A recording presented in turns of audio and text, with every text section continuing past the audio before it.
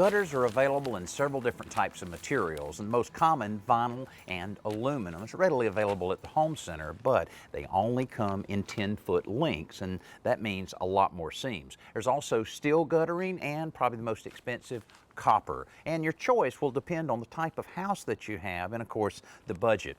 I prefer this, which is a professionally installed seamless aluminum gutter, because you can make a piece of guttering just about as long as you would need. And this is a key thing. It's the width of the guttering. It can be 3-inch, 4-inch, or 5-inch. I prefer to go up to a 6-inch so that it can handle any type of rain that you may get. And it's real important that your downspouts, when they're installed, that it's kicking that water away from your foundation. But no matter what kind of guttering you choose, you still got to keep them clean.